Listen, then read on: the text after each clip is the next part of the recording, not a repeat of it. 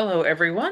Thank you for stopping by the Hoarding Solution podcast and joining me on today's episode, where I'm going to talk a little bit more about something I refer to as escaper's guilt and something I struggled with and probably still struggle with sometimes as a child or as a young person who escaped from a hoarding situation that my parents had. And so I'm going to talk a little bit more about that. And I just did a quick search, using AI today just to see what is kind of out there on something called escaper's guilt. And basically, it refers to the feelings of guilt or remorse experienced by someone who has left a situation, relationship, or place, often due to perceived moral or ethical obligations or the fear of causing harm or disappointment. And as a senior in high school, I moved out of the home and I left my brother behind, basically, in the hoarded home. And he was in a wheelchair. He had Duchenne's muscular dystrophy. And so that already limited his movement. But he was also limited to how much space he could move around in the home. And at that time, you still could use most of the space.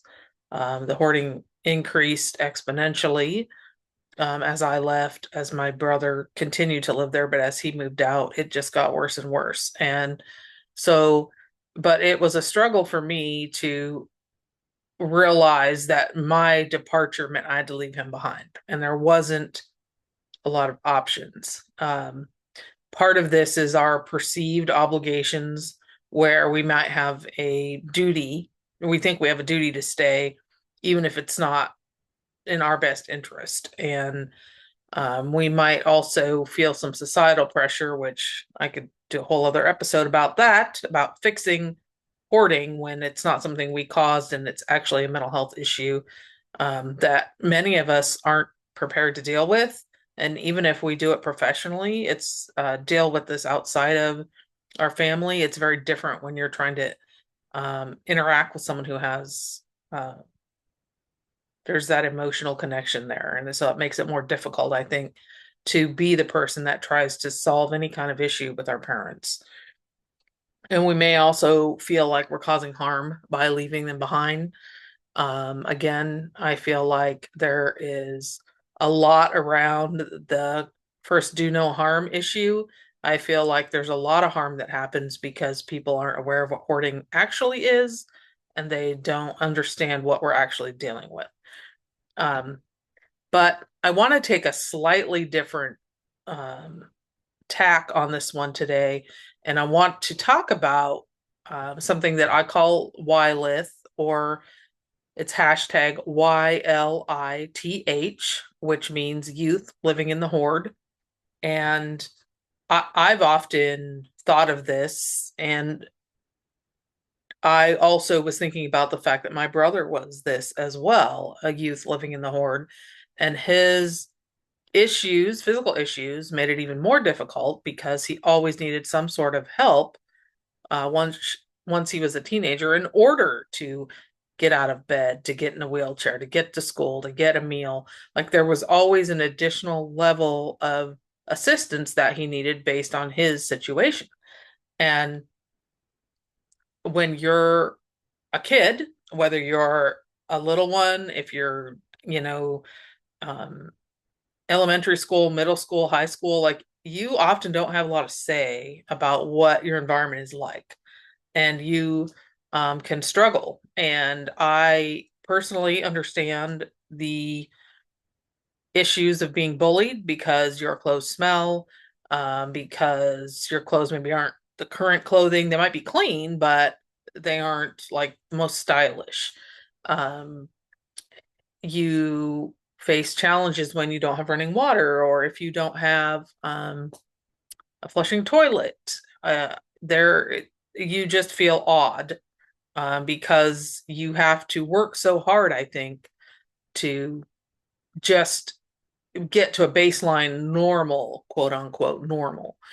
Um, for example, I had to wash my hair with cold water because for some reason, warming it up was problematic, and which I didn't really ever understand. But if you're a teenager, you need to shower regularly. You need to have those options. And well, all people should have those options, but you're more limited when you're the kid.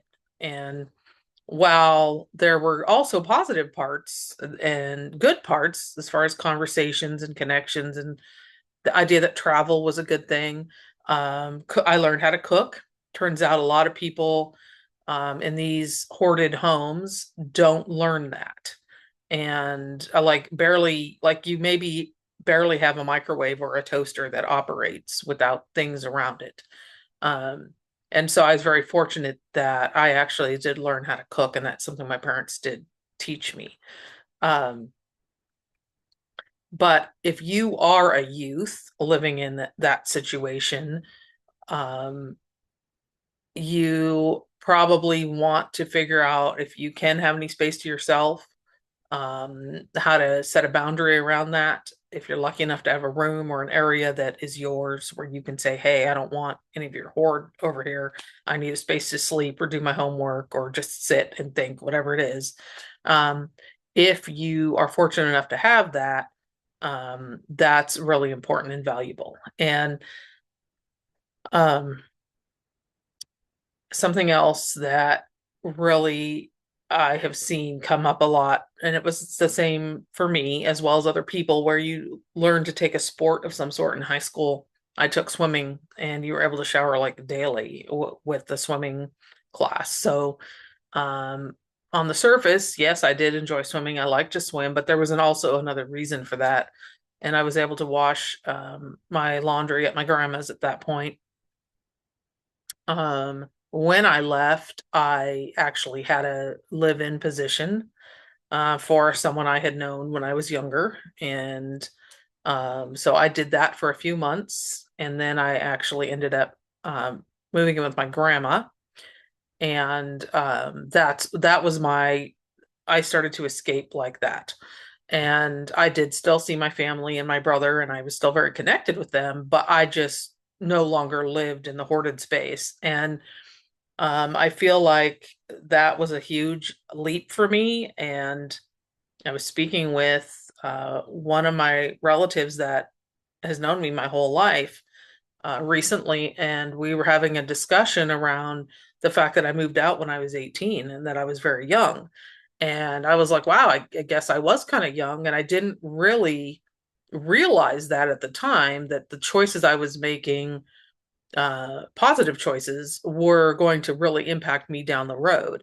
And eventually, I was able to participate in my brother living elsewhere.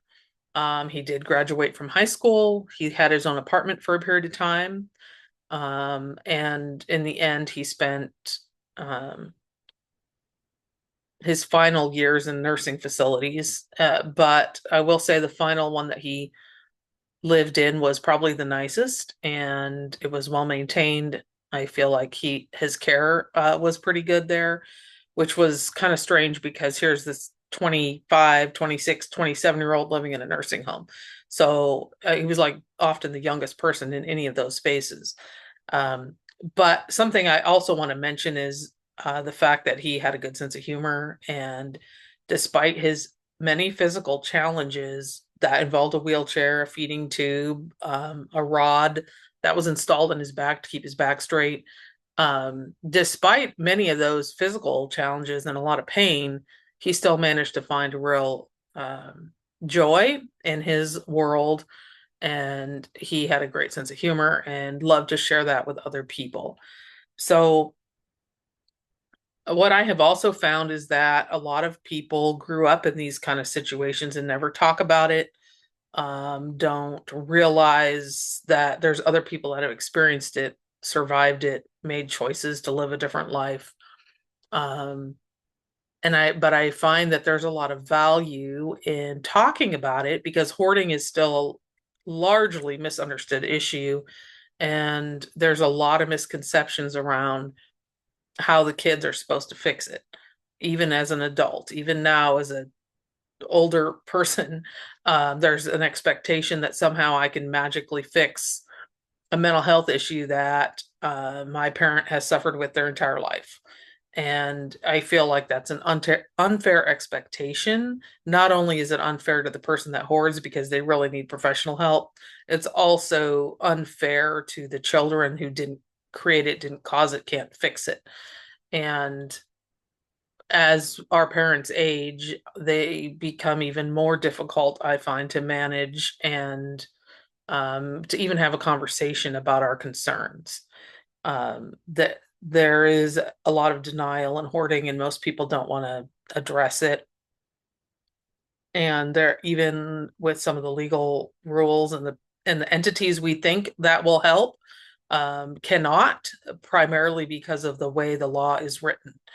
And even when I had adult protective services, when we were younger, child protective services was involved, and nothing really changed. Nothing really happened at all, because I don't know at that time what the law was in the 80s and 90s, but I do know that even though CPS was involved, nothing ever changed or happened. And we saw them when I was 7.